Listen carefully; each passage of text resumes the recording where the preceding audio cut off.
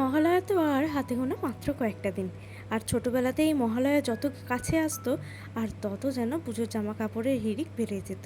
জামা কাপড় তখন হয়তো কেনা হতো না, বা কেনা হয়ে গেলেও সেইগুলো বারবার দেখতে থাকতাম। আর মা কী করতেন, মহালয়ার আগে তো জামা কোনো দিনই কিনে দিতেন না, মহালয়ার পরেই কিনে দিতেন, যাতে এই বারবার দেখে দেখে দেখে দেখে জামাটা না পুরনো করে ফেলি। নমস্কার, কেমন আছেন আপনারা সবাই? আশা করছি আপনারা সকলেই খুব ভালো আছেন এবং সুস্থ আছেন। একটু আড্ডা আরও একটি নতুন ব্লগে আপনাদের জানাই অনেক অনেক স্বাগত। পুজোর জামা কাপড় কেনা অনেকদিন আগের থেকেই শুরু করে দিয়েছি। ওই টুকটুক করে আর কি কেনাকাটা শুরুই করে দিয়েছি। কাল যাবো ননদ বাড়ি জামা কাপড় দিতে, তাই ব্যাগ গুছাচ্ছিলাম। ভাবলাম আপনাদের সাথেও একবার জামা কাপড়গুলো দেখিয়ে নইলে নিয়ে চলে যাবার পর মনে হবে ইস, দেখানো হলো না। শাড়ি, কারণ শাড়ি হচ্ছে আমাদের কাছে একটা ইমোশন। শাড়ি পরি বা না পরি, কোথাও বেরোনোর আগে মনে হয় শাড়ি যেন একদম নেই। আমার তো এটাই মনে হয়। তো দেখুন শাড়িটা আপনাদের সাথে শেয়ার করি। এই দেখুন শাড়িটা একদম সেফ কালারের উপর আছে, আর তার সাথে আছে এই যে এরকম এই যে গোলাপি রঙের ব্লাউজ পিস প্লাস গোলাপি রঙের আঁচল। শাড়িটা ভীষণ সুন্দর লাগছে। হুইট কালার উপর আছে, দেখুন কালারটা কত সুন্দর লাগছে, তাই না? একবার রেড কালার হচ্ছে, আবার গোলাপি ভাব আছে, বেশ সুন্দর লাগছে। আমার খুব সুন্দর হয়েছে, রঙটা তো আমার ভীষণ পছন্দ হয়েছে। আর এই যে ছেলেদের জামা, এটা আর কি দেখাবো, এটা হচ্ছে মেশমশাইয়ের জামা, আর এটা হচ্ছে দাদার জামা, মানে আমার ননদের বরের ননদায়ের। আর শাড়িটা দেখাই দাদা, লাল সাদা মানেই হচ্ছে কি বলবো, মানে লাল সাদা এত ভালো লাগে। আর কাপড়টা না লাল সাদার উপরে রয়েছে, দেখুন তো কেমন লাগছে।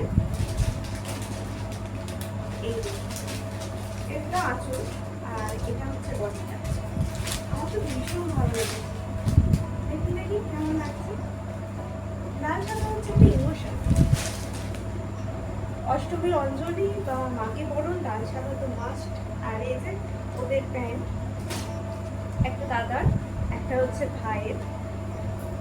আর ভাইয়ের এখানে আর একটা জামা আছে, ভাই তো এরকম ধরনের জামা পরে, সেই কারণে এটা হচ্ছে ভাইয়ের জামা। ভাই মানে আমি ওদের। কালারটা না ভীষণ সুন্দর, একদম অলিভ গ্রিন টাইপের কালারটা, আর তার সাথে চেক আছে, দেখুন কি সুন্দর লাগছে না। মেঘমাসের প্যান্ট আর সেটা দেখার কোনো দরকার নেই। শাড়িটা হচ্ছে একরকম, শাড়িটা না দেখলে মনটা যেন কেমন কেমন লাগে। আর এই যে আমাদের কুচকির জামা, এই যে দেখুন দেখি, বাচ্চাদের জামাগুলো এত কিউট কিউট লাগে না, মনে হয় নিজে করি, খুব সুন্দর লাগছে না। এটা হচ্ছে এখান থেকে নেওয়া। আর এই জামাটা, এটাও কিউট, দেখুন এটা আমার বাবার বাড়ি থেকে নেওয়া হয়েছে মিষ্টির জন্য। আর তার সাথে তো পুরো প্যান্ট। তো কাল যাবো ননদ বাড়ি, তো ভাবলাম ব্যাগটা একটু গোছাচ্ছি, আপনাদের সাথে শেয়ার করে দিই, কেমন লাগতো জানাবেন। তো চলুন ব্যাগের মধ্যে সব কিছু গুছিয়ে। বাচ্চাদের জামা হচ্ছে কি বলবো, এত কিউট কিউট জামাগুলো, মনে হয় যদি আমি সেই বাচ্চাবেলায় ফিরে যেতাম, আমি এরকম জামা কাপড়গুলো কিনতাম আর পরতাম। দেখুন কিউট না জামাগুলো। তো চলুন সব এখান থেকে আপনাদের দেখানো আর তারপর গোছানো সবই হয়ে গেছে। আজকে ভয়েসটা খুব আস্তে আস্তে এসছে, চেষ্টা করেছি যতটা পারা ভলিউমটা বাড়িয়ে দেওয়ার। কেমন লাগলো জানাবেন, ভালো লাগলে প্লিজ একটা লাইক করে দেবেন, শেয়ার করে দেবেন। আরও নতুন নতুন ভিডিও দেখার জন্য সাবস্ক্রাইব করে আমার ছোট্ট চ্যানেলটার পাশে থাকবেন।